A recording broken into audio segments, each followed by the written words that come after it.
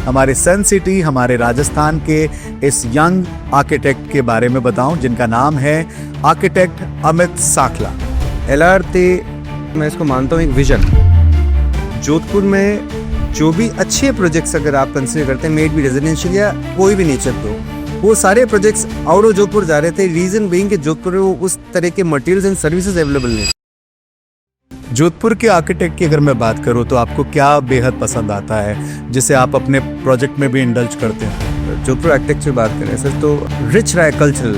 हम लोग हमारे टेरेसेस के ऊपर 100% जो टाइल फिनिश कराते हैं वो लाइट ब्लू कलर में कराते हैं, जो को ऊपर से ब्लू दिखे। एक सवाल जो हर कोई शायद पूछता भी होगा कि एक आर्किटेक्ट कितना कमाता है? अगर वो इनिशियल बिगनिंग में पास आउट होते ही वो स्टार्ट होता है, वाइल एग्जीबिशन क्या क्या प्रॉब्लम्स उसको आ रही है और क्या क्या प्रॉब्लम्स उसको फेस करके निकालनी है, एंड उसी बेसिस पे उनकी अर्निंग्स डिपेंड करती है। ओके। नमस्कार दोस्तों, मैं हूं रेक्स और हाजिर हूं द आर्क टॉक शो के इस नए एपिसोड के साथ। आज जिस आर्किटेक्ट से हमारी मुलाकात होने वाली है, उन्हें किसी परिचय की ज़रूरत नहीं है, पर फिर भी मेरा फ़र्ज़ बनता है कि मैं आपको हमारे सन सिटी, हमारे राजस्थान के इस यंग आर्किटेक्ट के बारे में बताऊं, जिनका नाम है आर्किटेक्ट अमित साखला। जैसा कि मैंने कहा था कि नाम और परिचय की कोई आवश्यकता नहीं है। जैसे मैंने नाम लिया है, नो डाउट बहुत सारे लोग इन्हें पहचानते हैं। इनके साथ आपने काम भी किया होगा, आपके लिए भी इन्होंने कुछ अच्छा डिज़ाइन किया होगा। आज हमारे इस पॉडकास्ट में हम इनकी जर्नी को और बहुत करीब से जानेंगे। तो बहुत बहुत शुक्रिया अमित जी, अपना वैल्यूबल टाइम हमें देने के लिए। सर, मैं सबसे पहला ये जानना चाहूँगा कि मैं पढ़ रहा था आपकी फर्म के बारे में, आर्किटेक्ट्स GM। तो ये जो GM है, ये क्या रिप्रेजेंट करता है आपकी फर्म में? सर GM जो लेटर्स लिए हुए हैं वो मेरे पेरेंट्स एंड ग्रैंड पेरेंट्स के नेम के फर्स्ट वर्ड है। सो फादर का जो नाम है गोविंद है, उनसे जी लिया मैंने, और मदर का नाम मधु है। सेम मेरे ग्रैंड फादर का नाम गुलाब है और ग्रैंड मदर का नाम मांगी देवी जी है। सो उनके फर्स्ट लेटर लेके मैंने मेरी कंपनी GM क्लब किया। राइट नाउ अभी हम लोग जो भी हमारी वर्किंग करते हैं उसमें कोशिश करते हैं कि GM का हमेशा इंप्रेशन रहे, बिकॉज वो मेरे लाइफ में है। मेरा खुद का सिस्टम सब उन्हीं से इन्फ्लुएंस हो रखा है। सो उनका एक ब्लेसिंग्स ऑलवेज साथ रहनी चाहिए। सो वो रीज़न है मेरे। That's so nice of you. और मुझे ऐसा लगता है कि हमारे जो व्यूअर्स देख रहे हैं, यंग व्यूअर्स जो देख रहे हैं, वो भी इस बात को समझेंगे और अपने पेरेंट्स के आशीर्वाद के साथ आगे बढ़ेंगे, जैसे आप अपनी फर्म के साथ आगे बढ़ रहे हैं। अगर मैं बात करूं इस आर्किटेक्चर वर्ल्ड की, तो इसमें आना आप ही का सपना था या फिर अंकल आंटी का, या फिर? एक्चुअली मेरा एंटायर जो फैमिली बैकग्राउंड है वो सारे इंजीनियर से हैं। Okay. और वो सारे अलग अलग स्ट्रीम से थे, बट मेरे फादर सिविल से थे। वो उनका जो वर्किंग पोर्टफोलियो रहा हुआ है वो गवर्नमेंट में सुपरिटेंडेंट इंजीनियर से रिटायर्ड हुए, पब्लिक वर्क्स डिपार्टमेंट से, PWD से। का जो वर्किंग पोर्टफोलियो रहा हुआ है वो गवर्नमेंट में। उस टाइम उनका विजन ये था कि एज एन आर्किटेक्चर ये बच्चा अच्छा कर लेगा, तो उस वे में उन्होंने मेरे को एडमिशन कराया, एंड फिर उनके इनिशियल मोटिवेशन से मेरा करियर स्टार्ट हो गया। तो कहाँ से हुई आपकी एजुकेशन? सर मेरे एजुकेशन यहाँ MBM इंजीनियरिंग कॉलेज है, जहाँ पे आर्किटेक्चर विंग हुआ। हम लोग उसमें 3rd बैच से थे। 1998 में वो कॉलेज में फर्स्ट बैच आया है। हम लोग 2000 बैच से थे, and we passed out in year 2005। उसके बाद from 2005 to 2009 I worked at different companies. Initial first architect Anu Midul sir, उनके यहाँ भी मेरा वर्किंग एक्सपीरियंस रहा हुआ है। And after Anu sir's office मैंने आर्कोप दिल्ली में मेरे वर्किंग 2 years, एंड उसके बाद I move back to Jodhpur, and 2009 I started my office, and since अभी चल ही रहे हैं। मैं जैसे आपके बारे में पढ़ रहा था तो मुझे लगा कि आप जब अपना प्रोजेक्ट करते हैं तो आप नेचर को बहुत प्रायोरिटी देते हैं। मैं थोड़ा जानना चाहूँगा कि आप किस तरह के प्रोजेक्ट करते हैं, हमारे व्यूवर्स को भी आप बताएं, और क्या आपके बैक ऑफ द माइंड रहता है जब आप प्रोजेक्ट को शुरू करते हैं, और किस तरह आप नेचर और एनवायरनमेंट के मद्देनज़र अपने आर्ट को प्रेजेंट कर रहे हैं। तो अपन कोई भी प्रोजेक्ट को बहुत ज़्यादा मटेरियलिस्टिक वे में ना लो। आज की डेट में इंटरनेट पे, इंस्टाग्राम पे, पिंटरेस्ट पे फोटोग्राफ्स देखते हैं, बहुत इंस्पायर होते हैं, बहुत अच्छे लगते हैं अपने। ये सारे प्लास्टिक टाइप्स चीज़ है। अभी सिंपल जैसे पानी है, बिस्लरी बन गया अपने लिए। Made be your in your design, made be what material you use. अपने को बहुत ज़्यादा पर्टिकुलर होना पड़ता है कि हर मटेरियल का बॉडी के साथ क्या सेंसेशन। अपन कोशिश करते हैं कि 10-15 डेज हिली एरिया में जाएं, तो अपनी बॉडी ऑटोमेटिक डिमांड करती है, और वहाँ जाते ही अपने सेंसेस किसी से कंपेयर नहीं कर सकते हो। तो ये हमेशा एक थोड़ा सा इनिशियल वर्किंग में हम लोग कोशिश करते हैं कंसिडर कर लें। सुपर्ब। हर आर्किटेक्ट जो है उसका पहला प्रोजेक्ट जो होता है बड़ा खास होता है। आपका पहला प्रोजेक्ट कौन सा था और कैसे मिला आपको? सर देखिए, पहला प्रोजेक्ट मेरे को अभी तक भी याद है। एक हमने पावटा के अंदर बंगलो बनाया था। मेरे फ्रेंड के सिस्टर हैं, अजय सिंह जी कछावा करके हैं, सोजत रेजिडेंट थे वो, और उन बाद में उनके लिए हमने खूब और प्रोजेक्ट्स भी बनाए। सो उनका जो बंगलो बनाया वो वन एंड ओनली बंगलो ऐसा था जिसमें कि मैंने पर्सनली सारी ड्राइंग से लेके साइट चेकिंग से लेके एवरीथिंग, मटेरियल प्रोक्योरमेंट, मतलब it's project doing as well as project learning. एक बहुत अच्छा प्रोजेक्ट था और आज भी वो प्रोजेक्ट मेरे को हमेशा मेरा फेवरेट्स में से है। वाह, दैट्स ग्रेट। Sir. अब तक कितने प्रोजेक्ट किए आपने? Sir project me plus my team, जो हम लोगों का अभी का जो वॉल्यूम है वो 3000 प्लस हम लोग कंप्लीट कर चुके हैं। अरे वाह, that's great. In Jodhpur? Jodhpur plus surroundings. Okay.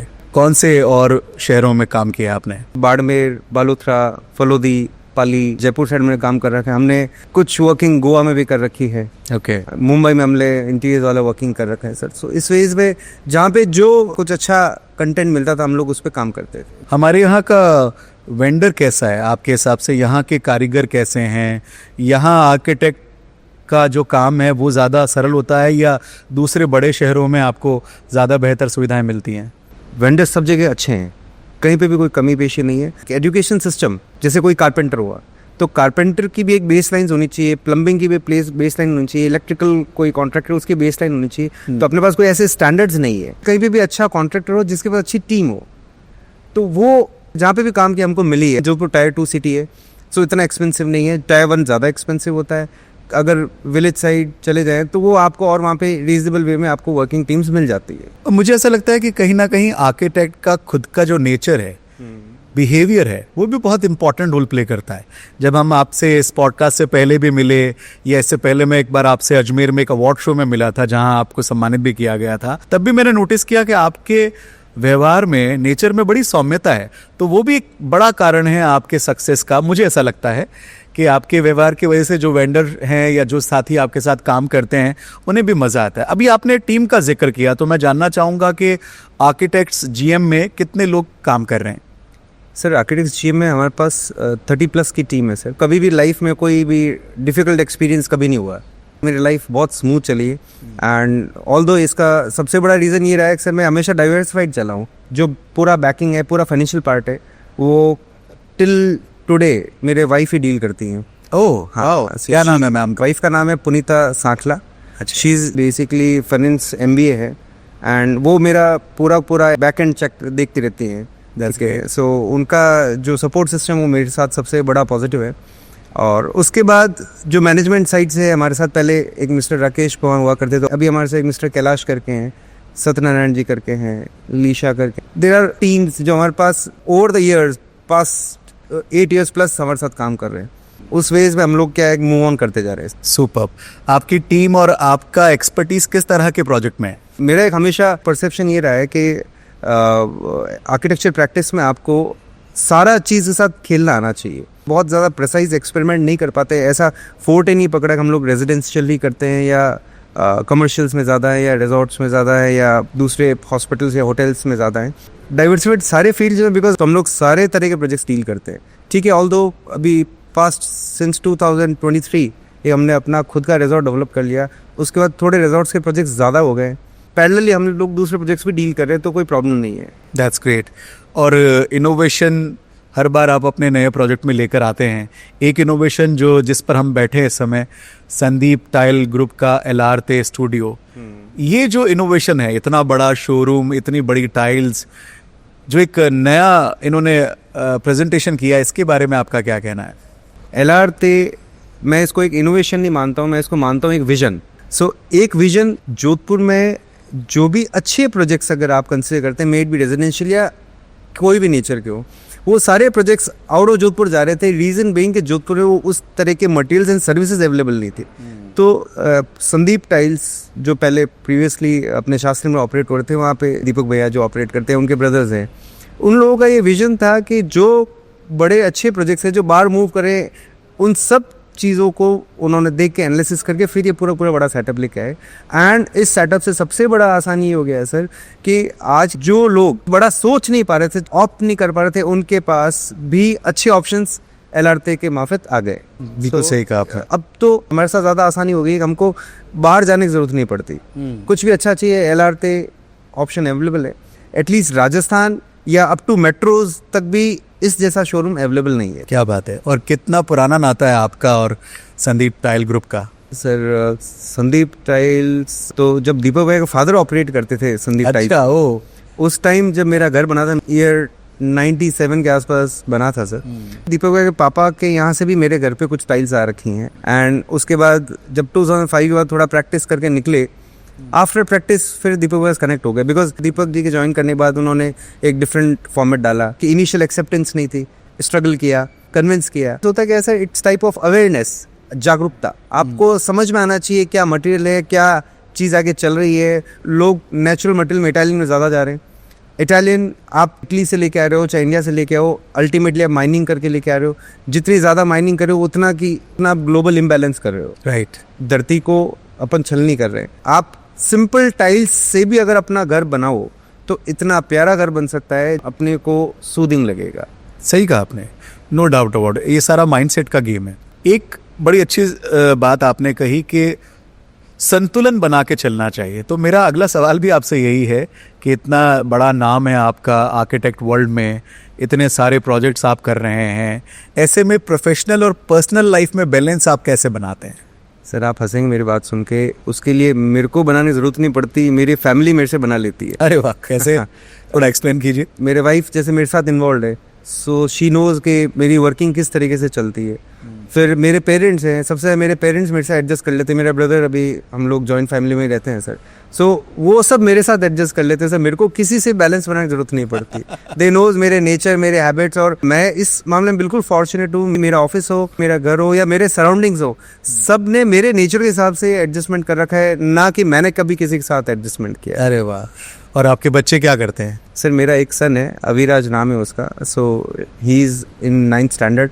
उसको क्या बनना है आपकी तरह, आर्किटेक्ट या कुछ और सोचा उसने? मैं एज एन आर्किटेक्ट तो मेरे फैमिली में एक सबसे आप बोले तो छोटा इंसान हूँ। बाकी मेरे ब्रदर, मेरे फादर, मेरे इन लॉज, ये सब लोग अपने अपने फील्ड में सब रॉकेट्स हैं। ओह वाह। सो उसके लिए बहुत सारी इंस्पिरेशंस दूसरी है। और आप भी सुपर रॉकेट हैं वैसे। हमारा ये मानना है। पर मुझे लगता है कि कहीं ना कहीं बेटा आपसे इंस्पायर जरूर होगा और निश्चित रूप से कुछ नया आप ही की तरह इनोवेटिव जरूर करेगा। इनोवेशन का जिक्र हुआ है तो मुझे याद आ रहा है आपने एक सुंदर सा रिजॉर्ट बनाया है सर। मुझे भी वो देखने का मौका मिला ना। I am really happy. और मैं मेरे सारे जो लोग इस समय इस पॉडकास्ट को देख रहे हैं उनसे भी रिक्वेस्ट करूंगा कि इस प्रॉपर्टी को आप जरूर देखिए। तो इस प्रॉपर्टी का नाम है गोविंद बाग। जब आप नागौर रोड पर जाते हैं तब आपको ये प्रॉपर्टी मिलती है। वहां पीछे कोई इंस्टीट्यूट भी आ रहा है, आपने बताया तो, fintech, financial and digital university, उसके ठीक सामने बना हुआ है। बहुत ही सुंदर प्रॉपर्टी है। मैं अपने मुंह से जितना बताऊं उससे ज़्यादा यही होगा कि हमारे व्यूअर्स जाके उसे देखें। ये कॉन्सेप्ट के बारे में थोड़ा बताइए कि इतना दूर शहर से इतनी सुंदर जगह आपने डिज़ाइन की है जहां रहने के लिए शानदार से विला जैसे रूम्स बने हुए हैं, और आपने जोधपुरी पत्थर का कमाल का इस्तेमाल किया है। ग्रीनरी आपने पूरे कैंपस में रखी है। What exactly the concept behind this? Govind Bagh का जो रियल स्टोरी है, ये स्टार्ट होता है मेरे फादर, उनको गार्डनिंग का एक्सट्रीम पैशन है और इसीलिए उस प्रॉपर्टी का नाम गोविंद बाग है। उनका एक अच्छा लैंड बैंक था और उसकी लोकेशन बड़ी प्रोमिनेंट बनती जा रही थी कि मंडोर लीफी रिजॉर्ट करके है जो मेरे इन लॉज का है, वो सिंस 1988 से टूरिज्म में। सो उनका ही एक एक्सटेंशन हम लोग लेके आए एंड कंस्ट्रक्शन क्रेडिट हम लोग लेते हैं, बट ऑपरेशंस एंड वर्किंग्स का वो सब वही मैनेज करते हैं। और मेरा ब्रदर मेरी बैकबोन है उस सारे प्रोजेक्ट में, सो वो प्रॉपर डील कर लेते हैं। लेकिन उसमें अलग अलग जोन्स बना रखे हैं। वो सारे जोन्स मैंने मेरे ग्रैंड पेरेंट्स हो, मेरे मैटरनल साइड हो या मेरे दरियाल साइड हो, और उनके ब्लेसिंग्स ओरिएंटेड ही सारी वहाँ वर्किंग्स हो रखी हैं। सब लोग उस आशीर्वाद से ही पनप रहे हैं। परिवार को बहुत मानते हैं आप, और आपने उस पर्टिकुलर रिजॉर्ट में भी जो नाम रखे हैं वो सारे अपने पेरेंट्स के और दादा दादी के नाम से आपने उसको डिज़ाइन किया। वो चीज़ झलकती है जब आप अपने परिवार के संस्कारों को लेकर जीवन में आगे बढ़ते हैं, तभी इस तरह से हमें आर्किटेक्ट अमित सांकला जैसे व्यक्तित्व मिलते हैं। तो उसके लिए आपको बहुत बहुत साधुवाद कि आप इस चीज़ को इतना लोगों तक पहुंचा रहे हैं और हम सबको कहीं ना कहीं इंस्पायर कर रहे हैं। अच्छा दिन बुरा दिन हर इंसान के जीवन में होता है, प्रोजेक्ट अच्छा भी हो जाता है तो कभी कमियां भी रह जाती है। तो ऐसे तो नहीं, मैं नहीं कहूँगा कि वर्स्ट प्रोजेक्ट के बारे में बताइए, पर मैं ये जानना चाहता हूँ कि जब कभी कुछ वर्स्ट होता है then how you overcome from that particular project और असाइनमेंट।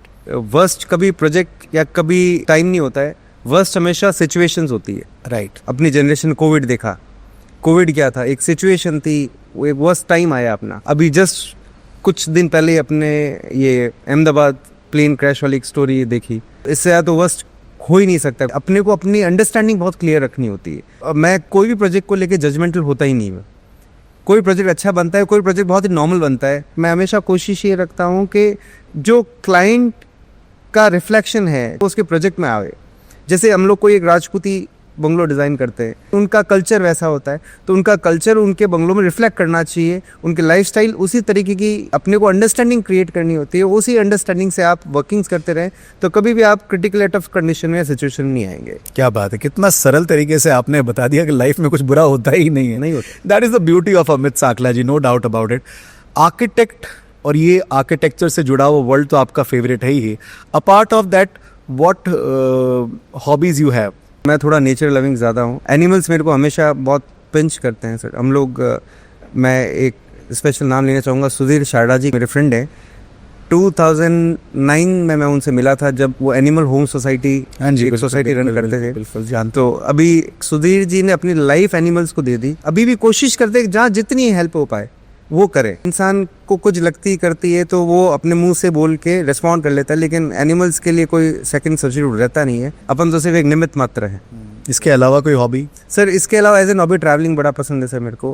गांव में जाके वहाँ पे बेसिक लाइफस्टाइल रहो, नेचुरल चीज़ें देखो। मैं कल्चर से बहुत ज़्यादा इंस्पायर्ड रहता हूँ सर। जो कल्चर है अपना कल्चर लूज करते जा रहे हैं। मैं चौखा गांव से बिलोंग करता हूँ। हम लोग जो मारवाड़ी गीत मेरे ग्रैंड मदर आते थे, मेरे मदर में बहुत ही कम ट्रांसफर हो पाए, फिर उसके बाद मेरे वाइफ में इतने नहीं हो पा रहे हैं, और आगे तो जनरेशन अपन बिल्कुल सही कहा, खत्म ही माने सर। रिवर्स कुछ ही टाइम में अपने को ऐसा होगा कि मारवाड़ी के ट्यूशंस लेने पड़ेंगे आपको अपनी बेसिक मदर टंग सीखने के लिए। तो दुनिया गोल है। तो मैं तो अभी भी कोशिश करता हूँ, मेरे घर पे मैं मारवाड़ी बोलता हूँ, मेरे कम्युनिकेशन मदर टंग में करने की कोशिश रखता हूँ। ये चीज़ अपने एलिमिनेट ना हो, बिकॉज अपने पास जो है वो कल्चर ही अपनी वर्थ, बाकी और कुछ ग्रेट है।